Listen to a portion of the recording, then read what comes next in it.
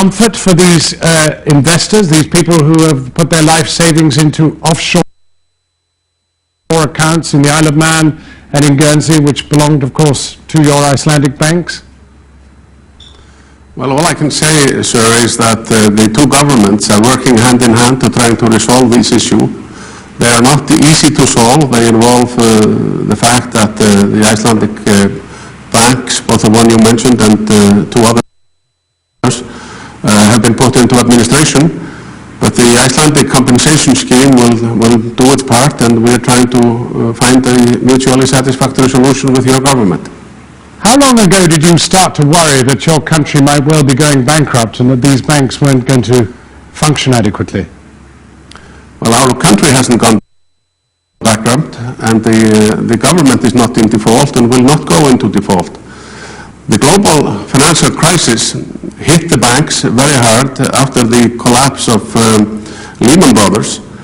They had been very solid, good capital ratios and so on up until then, but then there was complete panic, it seemed, in the international financial markets, and they were hit very hard, like so many other banks. As you know, in the UK, you've had your fair share of those kinds of difficulties. The problem with us is that the three big banks, constituted more or less the whole financial system. That's why this is hurting our economy so badly, and here in Iceland. But do you not feel a moral obligation to the ordinary person here in Britain?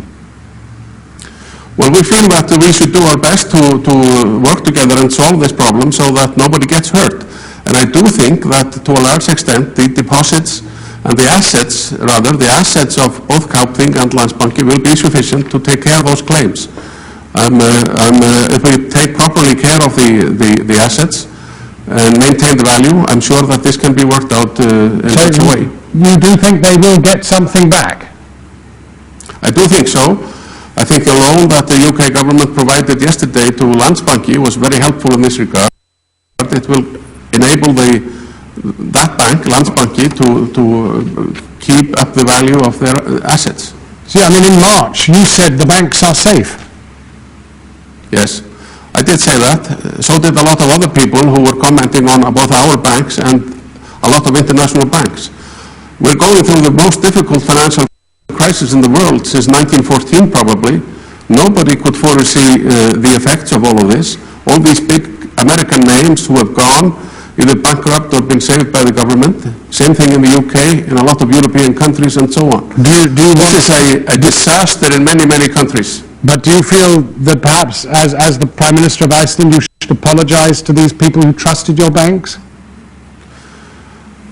Well, the banks were, of course, run commercially and not by the government. They were regulated both by us and the Financial Services Authority in the UK. All of this, of course, is very regretful, and we are all sorry that this happened, and we're doing the best we can to work things out. Prime Minister, you have a mission in Moscow trying to sort out a loan from the Russians. The airbase that the Americans used to occupy in Iceland is now being vacated. Will Russia gain an airbase and bunkering facilities in Iceland in return for the loan? No, there is no such agreement, and the former American base is now something completely different. We're turning it into an educational community, and we're using it for multiple other functions. The talks in Moscow have gone well today. This is our first day of discussions. There's no agreement yet, and nothing is final until it's final, but